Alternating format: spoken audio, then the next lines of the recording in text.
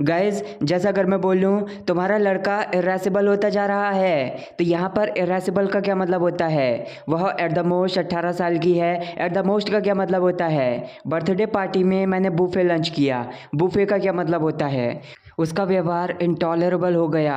Intolerable का क्या मतलब होता है? दोपहर के खाने के बाद मैं स्लगिश हो जाता हूँ। स्लगिश का क्या मतलब होता है? तो यस गाइस, आज के इस वीडियो में हम इसी तरह के वोकैबुलरी वर्ड्स, कुछ ईडियम्स, कुछ फ्रेजल वर्ब्स और कुछ फ्रेजेस के बारे में बात करेंगे। साथ में इन सभी की मीनिंग के साथ रियल लाइफ से रिलेटेड कुछ एग्जांपल्स के बारे में भी बात करेंगे, ताकि आपके सारे डाउट्स अच्छे से क्लियर हो पाएँ। तो चलिए गाइस, वीडियो को स्टार्ट करते हैं। तो पहली हमारी एक ईडियम है वॉक ऑन एक्शेल्स। इसका सिंपल मतलब होता है किसी के सामने सोच समझ कर व्यवहार करना या फिर सावधानी पूर्वक व्यवहार करना, ताकि वो आपसे गुस्सा ना हो जाए। तो जैसे अगर मैं बोलूँ When she is around you, you should walk on eggshells। मतलब जब वो आपके आसपास होती है तो आपको सोच समझ कर व्यवहार करना चाहिए या फिर सावधानी पूर्वक व्यवहार करना चाहिए, ताकि वो आपसे गुस्सा ना हो जाए। When she is around you, you should walk on eggshells। एक और एग्जाम्पल है you don't need to walk on eggshells, I am not irritated. मतलब तुम्हें सोच समझ कर व्यवहार करने की ज़रूरत नहीं है या फिर सावधानी पूर्वक व्यवहार करने की ज़रूरत नहीं है। मैं चिड़चिड़ा नहीं हूँ, मैं आसानी से गुस्सा होने वाला एक इंसान नहीं हूँ। You don't need to walk on eggshells, I am not irritated. Next हमारी एक फ्रेज है बाय एंड बाय। इसका मतलब होता है तुरंत या फिर ठीक बाद। जैसे अगर मैं बोलूँ she arrived by and by after my friends left. मतलब जैसे ही मेरे दोस्त निकले तुरंत वह पहुंच गई या फिर ठीक बाद वह पहुंच गई। She arrived by and by after my friends left. एक और एग्जांपल है electricity went off by and by when you arrived. मतलब जैसे ही तुम पहुंचे ठीक बाद इलेक्ट्रिसिटी चली गई या फिर लाइट चली गई। Electricity went off by and by when you arrived. Next हमारा एक वर्ड है इरेसिबल। इसको एज एन एडजेक्टिव यूज़ करते हैं। इसका मतलब होता है कि कोई पर्सन है वो चिड़चिड़ा है या फिर बहुत जल्दी गुस्सा हो जाने वाला है, तो वो इरेसिबल है। जैसे अगर मैं बोलूँ your son is becoming more and more irascible as a grows up. मतलब जैसे ही आपका लड़का बड़ा हो रहा है वह ज़्यादा से ज़्यादा चिड़चिड़ा बन रहा है। Your son is becoming more and more irascible as a grows up. One more example is here your grandfather is so irascible. मतलब तुम्हारे जो दादा हैं वो बहुत ज़्यादा चिड़चिड़े हैं या फिर उनको बहुत जल्दी गुस्सा आ जाता है। Your grandfather is so इरेसिबल। Next हमारी एक नाउन है अ क्लोज शेव। इसका सिंपली मतलब होता है किसी परेशानी से या फिर किसी खतरे से बाल बाल बचाओ। जैसे अगर मैं बोलूँ at a close shave this evening I was about to hit a car. मतलब आज शाम मैं खतरे से बाल बाल बचा, मैं एक कार से टकराने वाला था। I had a close shave this evening I was about to hit a car. एक और एग्जाम्पल है what a close shave I was about to cut my finger. मतलब मैं अपनी उंगली को काटने वाला था, क्या बाल बाल बचाव था। What a close shave I was about to cut my finger. अगला वर्ड है हमारा एक्नॉलेज। इसको एज अ वर्ब यूज़ करते हैं। इसका सिंपली मतलब होता है किसी बात की सच्चाई को स्वीकार कर लेना या फिर किसी बात की सच्चाई को मान लेना। For example she acknowledged the fact that she made mistake. मतलब उसने गलती की, इस बात की सच्चाई को उसने स्वीकार कर लिया या फिर मान लिया। She acknowledged the fact that she made mistake. एक और एग्जाम्पल है he never acknowledges his mistakes. मतलब वह अपनी गलतियों को कभी भी स्वीकार नहीं करता है या फिर कभी भी मानता नहीं है। He never acknowledges his mistakes. अगली एक फ्रेजल वर्ब है लेट अप। इसका मतलब होता है कुछ रुक जाना। For example the rain didn't let up all the day. मतलब पूरे दिन बारिश नहीं रुकी। The rain didn't let up all the day. एक और एग्जाम्पल है my headache finally let up after having tablet. मतलब टैबलेट खाने के बाद मेरा जो सिर दर्द था वो आखिरकार रुक गया। My headache finally let up after having tablet. Next हमारी एक फ्रेज है एट द मोस्ट। इसका मतलब होता है ज़्यादा से ज़्यादा या फिर अधिक से अधिक। For example I will take half an hour to reach there at the most. मतलब मैं ज़्यादा से ज़्यादा आधा घंटा लूँगा वहाँ पहुँचने में, या फिर अधिक से अधिक मैं आधा घंटा लूँगा वहाँ पहुँचने में। I will take half an hour to reach there at the most. एक और एग्जाम्पल है she is 18 at the most. मतलब वो ज़्यादा से ज़्यादा 18 साल की है या फिर वह अधिक से अधिक 18 साल की है। She is 18 at the most. अगला वर्ड है बुफे। इसको एज अ नाउन यूज़ करते हैं।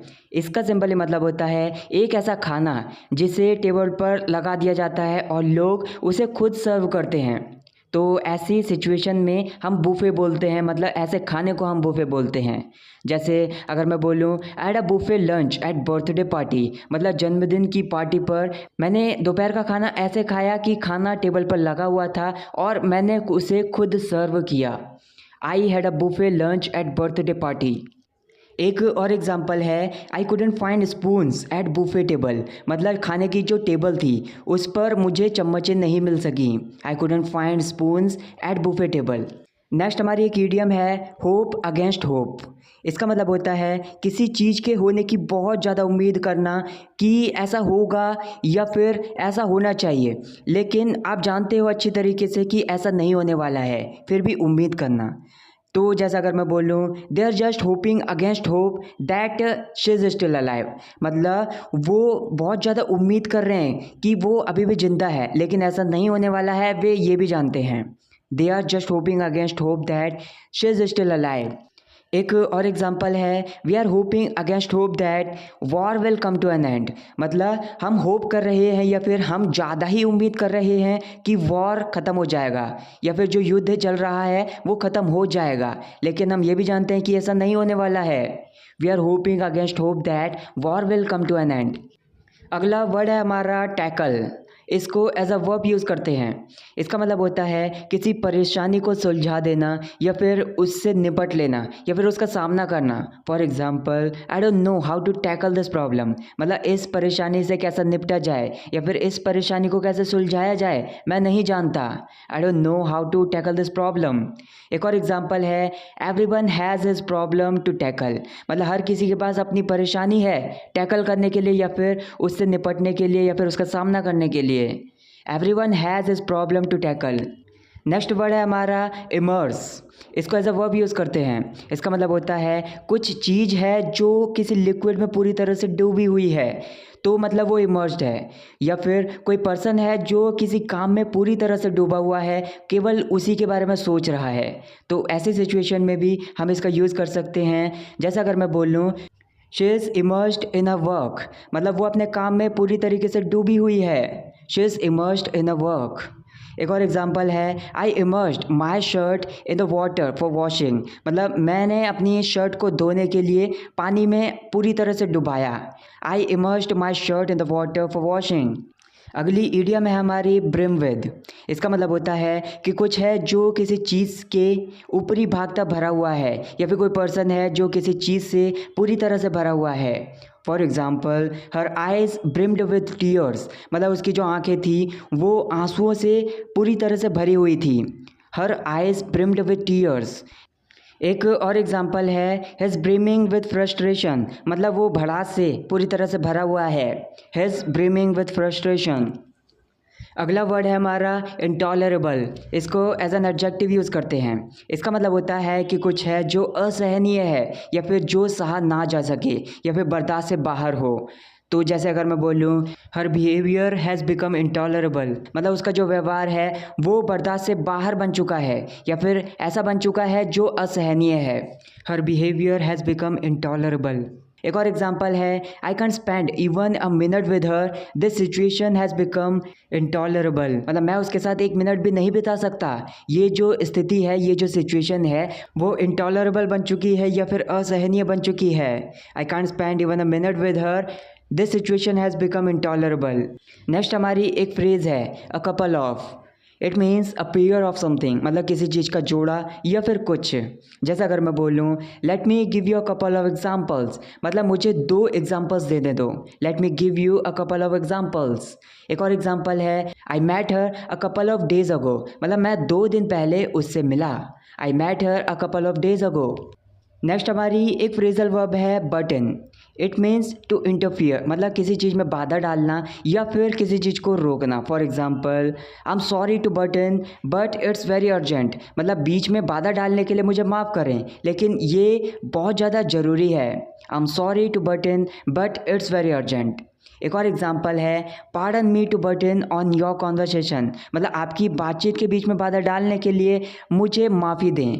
Pardon me to butt in on your conversation. अगला वर्ड है हमारा स्लगिश।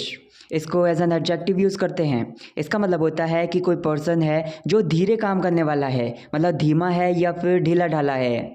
जैसा अगर मैं बोलूँ I feel sluggish after having lunch, मतलब दोपहर के खाना खाने के बाद मुझे स्लगिश महसूस होता है या फिर ढीला ढाला या फिर सुस्ती महसूस होती है। I feel sluggish after having lunch. One more example is here, I am exhausted today, my mind is very sluggish, मतलब मैं आज बहुत ज़्यादा थका हुआ हूँ तो मेरा जो दिमाग है वो बहुत ज़्यादा सुस्त है या फिर धीमे काम कर रहा है। I am exhausted today, my mind is very sluggish. Next एक फ्रेज़ है in the dark of night, मतलब रात के अंधेरे में। For example I had to go to bus stop in the dark of night, मतलब रात के अंधेरे में मुझे बस स्टॉप पर जाना पड़ा। I had to go to bus stop in the dark of night. एक और एग्जाम्पल है what was she doing sitting in the dark of night, मतलब रात के अंधेरे में वह बैठे हुए क्या कर रही थी।